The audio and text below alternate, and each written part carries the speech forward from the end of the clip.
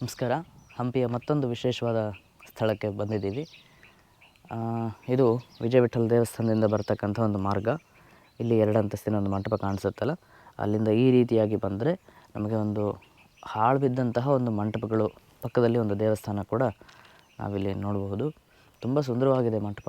ಬಹುಶಃ ಇದು ಕಾವಲಿಗೆ ಅಥವಾ ಬಂದವರು ವಿಶ್ರಾಂತಿ ತಗೊಳ್ಳೋಕ್ಕೆ ಅಂತ ಮಾಡಿದ್ದು ಅಂತ ಅನಿಸುತ್ತೆ. ಕಂಬಗಳ ಮೇಲೆ ಕೆತ್ತನೆ ಕೂಡ ತುಂಬ ಅದ್ಭುತವಾಗಿದೆ.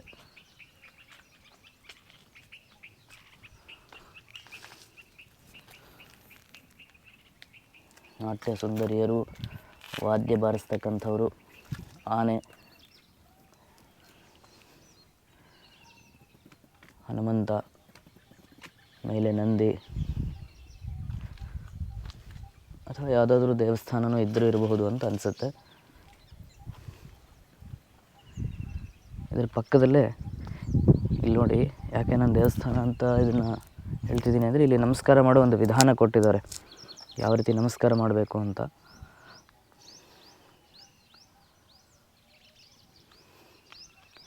ಪಕ್ಕದಲ್ಲಿ ಇನ್ನೊಂದು ಸಂಪೂರ್ಣವಾಗಿ ಹಾಳು ಬಿದ್ದಿರ್ತಕ್ಕಂತಹ ಒಂದು ದೇವಸ್ಥಾನ ಇದೆ. ಇದು ನನಗನ್ಸಿದ ಪ್ರಕಾರ ಒಂದು ವಿಷ್ಣುವಿನ ದೇವಸ್ಥಾನ ಅಂತ ನನ್ನ ಒಂದು ಗೆಸ್ಸಿಂಗ್. ಯಾಕೆಂದರೆ ಒಳಗಡೆ ದೇವರಿಲ್ಲ, ದೇವಸ್ಥಾನ ಮಾತ್ರ ಇದೆ. ದ್ವಾರಪಾಲಕರು ಇಲ್ಲಿ ಜಯ ವಿಜಯ ಇರೋದರಿಂದ, ಅವರ ಕೈಯಲ್ಲಿ ಶಂಖಚಕ್ರಧಾರಿಯಾಗಿರೋದರಿಂದ ಇದು ವಿಷ್ಣುವಿನ ದೇವಸ್ಥಾನ.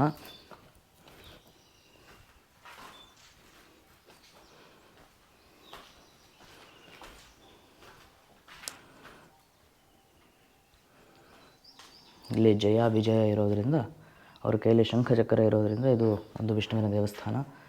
ಇಲ್ಲಿ ಕಾಣಬಹುದು. ದೇವಸ್ಥಾನದ ಒಳಗಡೆ ದೇವರಿಲ್ಲ, ಅದನ್ನು ಪ್ರತಿಷ್ಠೆ ಮಾಡಿರ್ತಕ್ಕಂತಹ ಪೀಠ ಮಾತ್ರ ನಾವಲ್ಲಿ ಕಾಣಬಹುದು. ತುಂಬ ಅದ್ಭುತವಾದ ಸುಂದರವಾದ ಸಣ್ಣ ದೇವಸ್ಥಾನ. ಇಲ್ಲಿ ಪ್ರದಕ್ಷಿಣೆ ಮಾಡೋಕ್ಕೂ ಕೂಡ ದಾರಿ ಮಾಡಿದ್ದಾರೆ. ಮೇಲ್ಗಡೆ ಗೋಪುರ ಇತ್ತು, ಬಿದ್ದು ಹೋಗಿದೆ ಆ ಗೋಪುರ. ಇಲ್ಲೆಲ್ಲ ಕಂಬಗಳ ಮೇಲೆ ಸುಂದರವಾದ ಕೆತ್ತನೆ.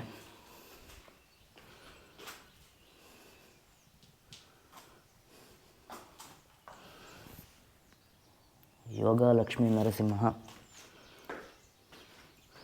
ಇಲ್ಲಿ ಕಾಳಿಂಗಮರ್ದನ ಕೃಷ್ಣ ಪರಮಾತ್ಮ, ಇಲ್ಲಿ ಕೋದಂಡಪಾಣಿ ಕೋದಂಡರಾಮ,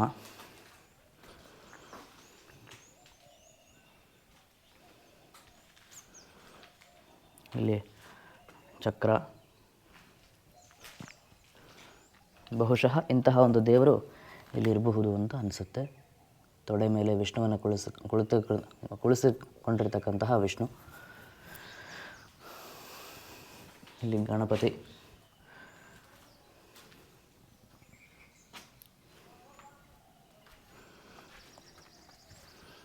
ಇಲ್ಲಿ ಗರುಡ,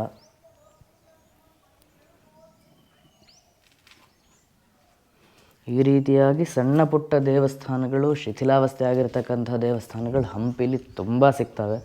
ಆದರೆ ಒಂದು ಬೇಸರದ ಸಂಗತಿ ಏನಂದರೆ, ಎಷ್ಟೋ ದೇವಸ್ಥಾನಗಳು ಪಾಳು ಬಿದ್ದು ಹೋಗಿದೆ. ಇಲ್ಲಿ ದೇವರುಗಳು ಕೂಡ ಇಲ್ಲ. ಯಾಕಂದರೆ ಆಗಿನ ಕಾಲಗಳಲ್ಲಿ ದಾಳಿಗಳು ನಡೆದಾಗ ದೇವಸ್ಥಾನಗಳನ್ನು ಧ್ವಂಸ ಮಾಡ್ತಾ ಹೋದರು, ಶಿಖರಗಳನ್ನು ಧ್ವಂಸ ಮಾಡ್ತಾ ಹೋದರು. ಆದರೆ ಕೆಲವೊಂದು ದೇವಸ್ಥಾನಗಳು ದೇವರಿಲ್ಲದೆ ಇದ್ದರೂ ಕೂಡ ದೇವಸ್ಥಾನಗಳು ಮಾತ್ರ ಈ ರೀತಿ ಸುಂದರವಾಗಿ ಉಳ್ಕೊಂಡಿದೆ. ಎದುರುಗಡೆ ಗರುಡಗಂಬವನ್ನು ಕೂಡ ನಾವಿಲ್ಲಿ ಕಾಣಬಹುದು. ಇದು 2 ಅಂತಸ್ತಿನ ಒಂದು ಮಂಟಪ. ದೇವಸ್ಥಾನಕ್ಕೆ ಪ್ರದಕ್ಷಿಣೆ ಹಾಕೋಕ್ಕೂ ತುಂಬ ಸುಂದರವಾಗಿದೆ.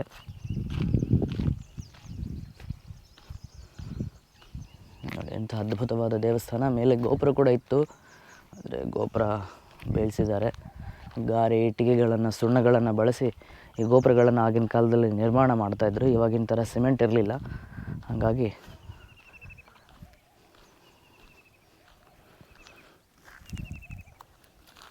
ದೇವಸ್ಥಾನದಿಂದ ಬಿದ್ದಿರ್ತಕ್ಕಂತಹ ತುಣುಕುಗಳು, ಗೋಪುರದ ಮೇಲಿಂದ ಬಿದ್ದಿರ್ತಕ್ಕಂತಹ ತುಣುಕುಗಳು.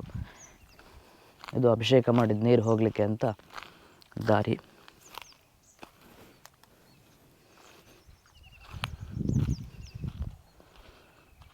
ಇಲ್ಲೇ ಮುಂದುಗಡೆಗೆ ಹೋದರೆ ಈ ಮಾರ್ಗವಾಗಿ ಹೋದಾಗ ನಮಗೆ ಪುರಂದರದಾಸರದ ಮಂಟಪ, ವಿಜಯ ವಿಠ್ಠಲ ದೇವಸ್ಥಾನ ಎಲ್ಲವೂ ಸಿಗ್ತಾ ಹೋಗುತ್ತೆ.